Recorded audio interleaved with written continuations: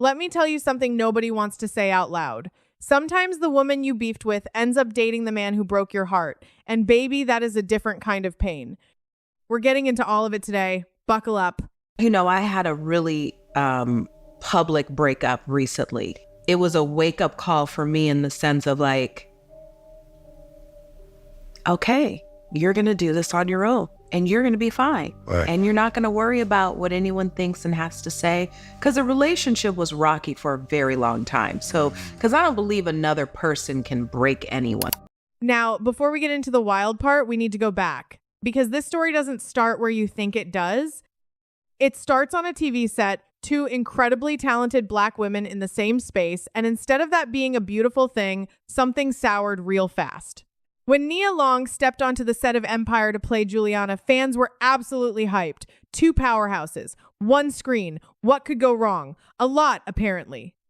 The vibe behind the scenes was not matching the energy on camera. Word started leaking that things were rocky, and once the internet catches a scent, they do not let it go. Here's where it gets interesting. Insiders claimed Nia Long came in knowing exactly what she wanted, and that's not necessarily a bad thing. A woman who knows her light, knows her angles, knows what she needs to perform at her best, that's a professional. But there's a line between knowing your worth and making life difficult for everyone around you, and allegedly, that line got crossed. All started over a joke. Nia reportedly showed up to set late, and one of the male actors said to her, Why are you always on Black people's time? Which, amongst the Black peoples, is not that big of a deal. And Nia went off on the dude, which made Taraji jump in and say to her, Why are you so mad? Are you on your period? The tension got thick enough that production reportedly had to schedule the two women's scenes separately. That's not a small thing. That's a logistical headache that tells you everything about how bad the energy had gotten. And when word reached Taraji that Nia had been angling to expand her role, some even saying she was positioning herself to rival Cookie's spot, Taraji was not having it. Not even a little bit. Okay, so fast forward. Nia and Taraji hadn't crossed paths in years. They could have lived their whole lives on separate sides of Hollywood and never had to deal with each other again. And then enter Ime Udoka. Now, if you weren't paying attention in 2022, Ime Udoka was the head coach of the Boston Celtics and Nia Long's long-term partner. They'd been together over a decade. They had a son. They were engaged. And then the news dropped that he had been involved with not one but two married staff members while he was in that role. Publicly, messily. Nia Long had to watch her private life become a headline. She was humiliated. She was hurt. And by most accounts, she was still willing to try and work through it quietly. But before that chapter could even close Taraji P., Henson's name allegedly started coming up in connection with Ime, that same man. And just like that, a Cold War got personal all over again. Nia Long, if she was with them for 13 years, right, and they still hadn't gotten married, but they were engaged, there was probably some underlying issues there. Maybe this was the straw that broke the camel's back. And when you are a celebrity like that, being publicly humiliated, I think the stakes are a little bit higher. Just like she can't embarrass him publicly, he can't embarrass her. And when one of them breaks that promise, it is devastating. And here's where I want you to really think about it, though, because there are two ways to look at this. On one side, Taraji and Ime were not doing anything technically wrong. Nia and Ime were separated. Taraji doesn't owe Nia Long any loyalty, especially not after everything that went down between them. You can't claim sisterhood when it's convenient. On the other side, context matters. History matters. Knowing that this woman is already publicly wounded, already watched her family fall apart in front of cameras, and then stepping into that space anyway. Some people are going to call that cold. Some are going to say it's just life moving forward. So which is it? Is Taraji simply living her life, or did she know exactly what she was doing? We open doors for brown girls to be exactly who we are, and that's beautifully complicated. And so it's been a blessing and a curse, because here's what I do know. Nia Long knows her light. Nia Long knows her makeup. Nia Long knows her hair. And you probably can't talk me into something else unless you show me. If you want to call that difficult, then sorry. Let me tell you the part people keep skipping. Because everybody's focused on the man. But the real story might actually be about power. See, when Nia Long walked onto Empire, she wasn't just another actress. She was legacy. 90s icon. Respected. The kind of woman who doesn't ask for space, she expects it. But here's the issue. That set already had a queen, and that was Taraji P. Henson. Cookie wasn't just a character, she was the center of gravity for that entire show. So now you've got two women, both used to being the moment, in a space that only really had room for one spotlight. And that's where things get real. Because in Hollywood, conflicts aren't always loud. Sometimes they're quiet.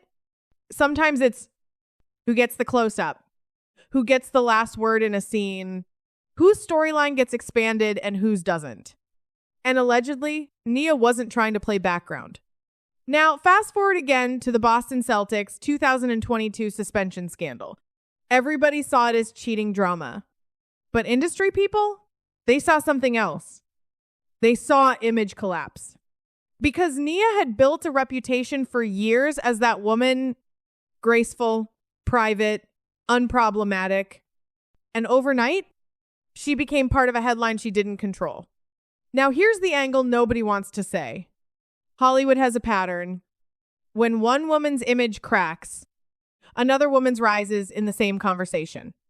And suddenly, you start seeing Taraji trending again. Interviews, appearances, conversations picking up. And then those whispers start linking her name into Nia's situation. That's not just gossip anymore. That's narrative shift. Because in this industry, it's not just about who you date. It's about timing. It's about positioning. It's about who ends up looking strong and who ends up looking like the story happened to them. So now the question changes. It's not just, did Taraji do something wrong? It becomes, did she step into a moment or did she recognize an opportunity? And listen, that might sound harsh, but Hollywood is not built on emotions. It's built on perception. Because at the end of the day, Nia was fighting to protect her personal life, while Taraji has always been in full control of her public image. And those are two very different games. So maybe this was never about a man. Maybe it was about two women who were always on intersecting paths, finally colliding at the worst possible time. And honestly, that kind of tension doesn't end. It just goes quiet until it doesn't. And here's the part that should make you pause. Because situations like this, they don't just happen. Not in Hollywood.